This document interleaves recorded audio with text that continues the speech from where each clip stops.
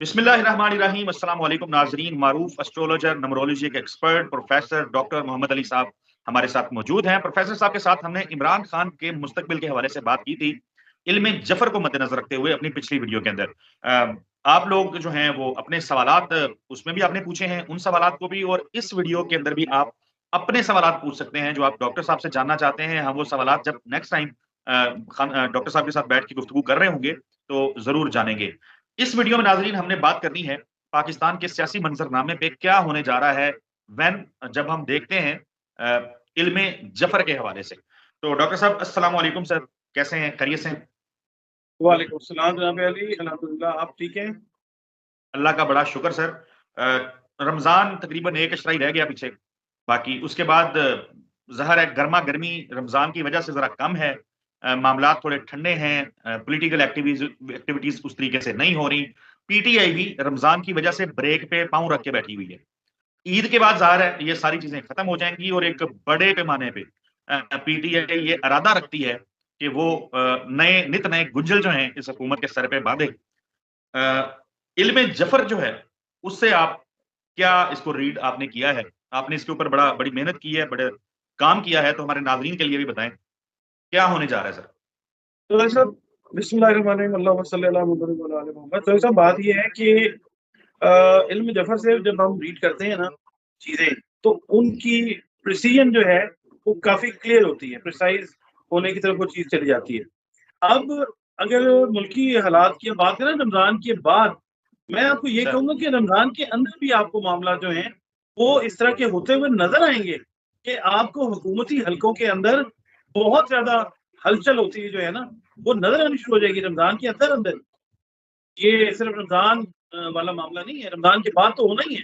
रमजान बिल्कुल के ठीक। अंदर जो है, अभी ये जो बाकी दिन रहते हैं, इसके अंदर आपको सियासी हलचल अपने अरूज के ऊपर आती हुई नजर आएगी। खास तौर पे हुकूमती हवाले से हम देखेंगे। हुकूमती हवालों से ये चीज है कि बड़ी बड़ी चीजें, बड़े बड़े लोगों के इस्तीफे फ्रॉम विद इन अच्छा। The government sector.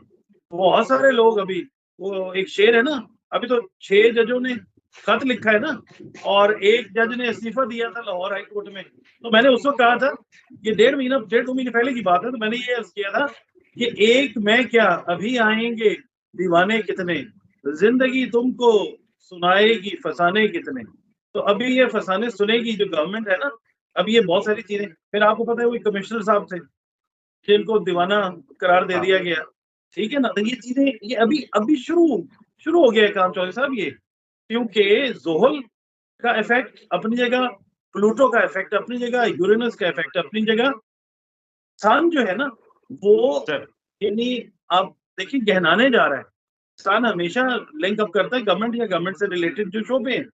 इल्म जफर यही कहता है कि ये रमजान के अंदर और रमजान के बाद बहुत सारे सियासी तूफान जो हैं वो आएंगे, और चश्मे फलक वो नजारा देखेगी जो पाकिस्तान में कभी भी किसी ने नहीं देखा। वो हो भी रहा है, देखा भी है, अब आगे देखने भी जा रहे हैं।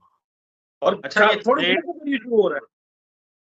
6 जजेस जो हैं इस मामले के ऊपर जो इन्होंने खत लिखा है, इसमें एक 7वें जज भी हैं। उन्होंने इस लेटर के ऊपर उनके सिग्नेचर्स नहीं है, लेकिन इससे पहले जब नोट लिखा गया था तो वो भी शामिल थे, मियां गुल हसन औरंगजेब साहब। एनीवेज, जो कानूनी इस किस्म के मामलात हैं उस पे मैं ज्यादा गुफ्तगू इसलिए नहीं करता क्योंकि अखलाकी फर्ज है कि उसको ना छेड़ा जाए, ना उस पर बात की जाए। जेनेरिक बात तो हो सकती है लेकिन उसकी डिटेल में मैं नहीं जाता। भूचाल तो आ चुका। इसको हम ये कह सकते हैं कि ये पाकिस्तान की तारीख में ज़ाहिर हुआ ही नहीं ऐसा।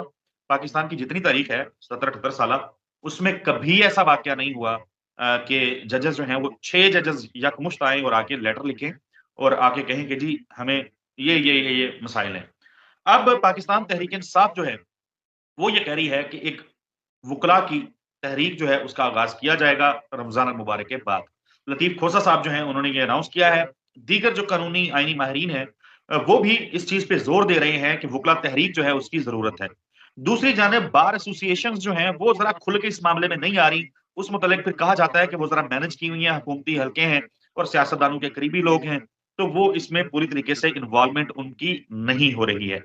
आप मुस्तकबिल में यानी मुस्तकबिल करीब में ईद के बाद कोई बड़ी वुकला तहरीक जो है वो देख रहे हैं? पाकिस्तान तहरीक इंसाफ भी इस पे ज़्यादा स्टैंड लेगी। जो कमीशन बनाया गया है जो कहा जा रहा है कि कमीशन बनाया जाएगा एक रिटायर्ड जज के ऊपर, पीटीआई तो उसको कह रही है कि ये गैर संजीदा एक अमल है, इससे कुछ नहीं निकलेगा और मट्टी पाव काम जो है वो हम नहीं करने देंगे। सो क्या पिक्चर नजर आ रही है सर? देखिए, कानूनी लिहाज से जो रिटायर्ड जज साहब हैं, उनको कोई प्रोविजन ऑफ सिक्योरिटी बाकी जो गवर्नमेंट की तरफ से मराहत है वो तो हासिल नहीं हो सकती ना। मतलब मैं ये कानूनी वैसे बात करूं, जितना कानून मैं समझता हूँ, क्योंकि कानून जो है इट्स कॉमन सेंस। कानून जो है कॉमन सेंस के ऊपर ही बेस करता है, तो मैं उसके ऊपर बात करूँ। अच्छा, हम बात करते हैं जफर के हिसाब से। मैं आपको बताऊं, वकला की तहरीक तो बाद में शुरू होगी। इस दफा तहरीक शुरू हुई है जजेस से। ये जजेस की तहरीक बनेगी और ये राइट। ट्रांसफॉर्म होगी वकला में। इस दफा हिस्ट्री जो है ना, वो और तरीके से लिखी जाएगी पाकिस्तान की। जो आज से 100 साल, 70 साल, 80 साल पहले मामला थे ना, जिस तरह तहरीक चली थी, इसी तरह से अब तहरीक जो है वो जजेस ने चला दी है। ठीक है, हमारे मोहतरम जो जजेस हैं उन्होंने, और अभी बहुत सारे जजेस जो हैं वो आपको इस तहरीक का हिस्सा बनते हुए इन्हीं दिनों में नजर आने शुरू हो जाएंगे। ठीक है। सर और सर ठीक, सवाल बड़ा है। हम ये तो कहते हैं कि इस्तीफे आएंगे, बड़े इस्तीफे आएंगे, हुकूमती हलकों से इस्तीफे आएंगे। जिस तरीके से शहबाज शरीफ साहब हुकूमत चला रहे हैं, इरसा जो पानी की तकसीम से मुतालिक अदारा है, उसके चेयरमैन की तैनाती का नोटिफिकेशन उन्होंने किया, सिंध हुकूमत ने जई तई फेर दी, अगले ही दिन वो नोटिफिकेशन वापस लेना पड़ा। फिर उसके बाद नए वज़ीर खजाना तैनात किए। ईसीसी जो है, जिसने बड़े अहम फैसले करने होते हैं मुल्की मईशत से मुतालिक, उसकी सरबराही वज़ीर आज़म साहब जो हैं वो नहीं देना चाह रहे थे।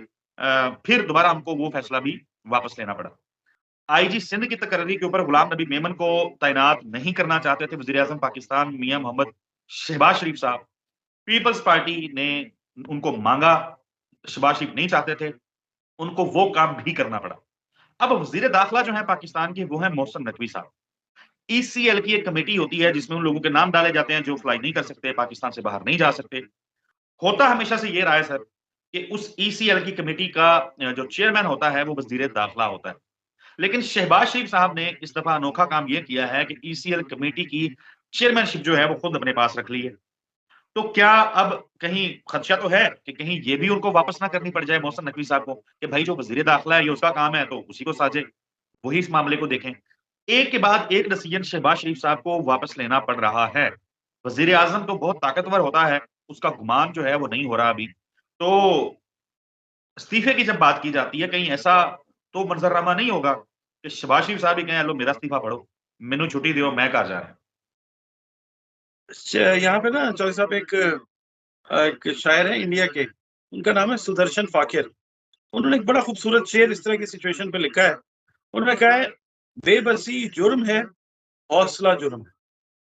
वाह! यानी बेबसी अगर करेंगे वो भी जुर्म है उनके पार्ट पे, हौसला वाह! करेंगे तो वो भी जुर्म है। बेबसी जुर्म है, हौसला जुर्म है, जिंदगी तेरी एक एक अदा जुर्म है। तो अब अब सिचुएशन देखें, यही वाली। अब अब आप सवाल का जवाब दीजिएगा, मुझे वो मोहसिन नकवी साहब का शेर याद आ रहा है कि उसकी शमशीर ने वो चाल चली है मोहसिन, पाँव कटते हैं अगर हाथ बचाऊँ अपने, तो वो वाली कैफियत है। ये वही वाली बात है। याद रखना तुझे मेरा एक जुर्म था, भूल जाना तुझे दूसरा जुर्म है। ये वो वाली सिचुएशन में फंस गए हैं। ये ऐसी हाँ, सिचुएशन में फंस गए हैं हमारे प्यारे प्रिय वजीर आजम, हमारे मोहतरम शहबाज शरीफ। अल्लाह ताला इनको जिंदगी से सलामती दे। बेबसी जो आमीन। है वो तारी हो गई है। प्लैनेट्स ने फंसा लिया है मामलात को।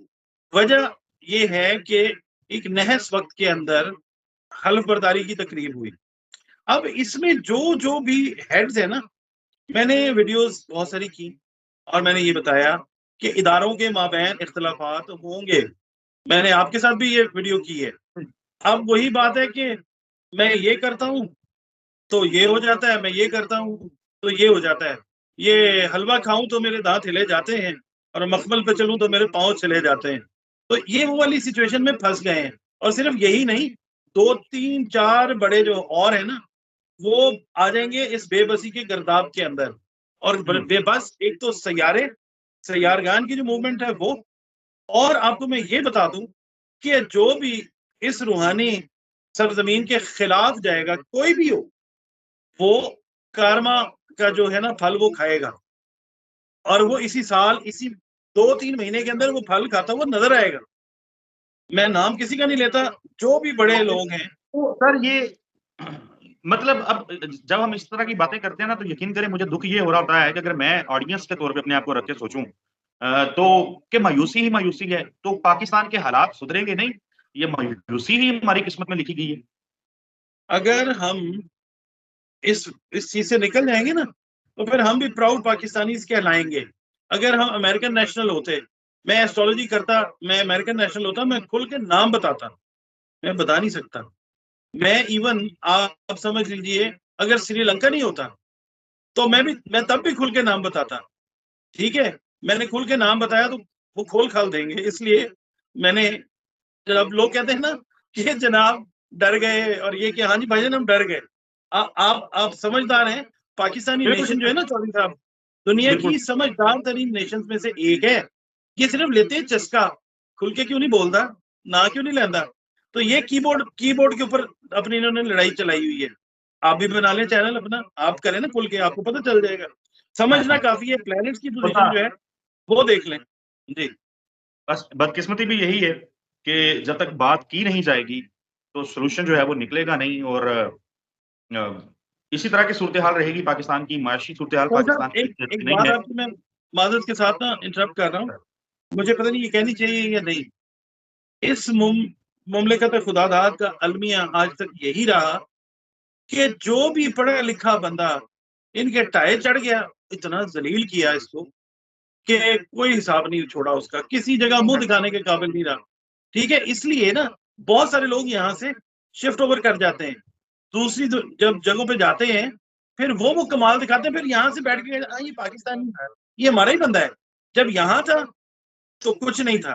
बहुत सारे लोग ऐसे जो हैं, मैंने अपनी जिंदगी के 21 साल पाकिस्तान से बाहर गुजारे हैं, मैंने ऐसे ऐसे हीरे देखे हैं पाकिस्तानी, उन्होंने ऐसे ऐसे काम किए हैं रिसर्च के अंदर, टेक्नोलॉजी के अंदर, बट वो कहते हैं नहीं यार, हम बस जिधर हैं हम ठीक है। तो ये है कि और हमारा अलमी है। अब ये चीजें ठीक होने जाएंगी इंशाल्लाह। बिल्कुल डॉक्टर साहब बहुत शुक्रिया। मुझे वो एक आर्टिकल मैंने पढ़ा था बहुत अरसा पहले, इमरान खान साहब और अब्दुल सत्तार एदी साहब जो हैं, उनका कंपैरिजन उसमें किया गया था। जब एक कॉन्फ्लिक्ट पैदा हुआ था इमरान खान और अब्दुल सत्तार एदी के दरमियान, और इमरान खान ने उनको बड़ा क्रिटिसिज्म, बड़ी तनकीद का निशाना बनाया था अब्दुल सत्तार एदी को। तो किसी लिखने वाले ने फिर लिखा था कि खान साहब ऐसा नहीं करना चाहिए, क्योंकि अगर आप अब्दुल सत्तार एदी के बारे में इस तरीके से बात करेंगे और लिखेंगे, तो कल कोई अब्दुल सत्तार एदी पैदा नहीं होगा। बिल्कुल उसी तरीके से अगर किसी ने शौकत खाना बना दिया इस पाकिस्तान में, अगर किसी ने नमक यूनिवर्सिटी बना दी है, या 2-4 को 4 अच्छे काम कर दिए हैं, कौम का हीरो बन गया है, अब भई लोग उसको हीरो कहते हैं। अगर उसके साथ ऐसा सलूक होगा, तो फिर कल कोई और हीरो जो है वो पैदा होने से इनकार कर देगा या डरता रहेगा।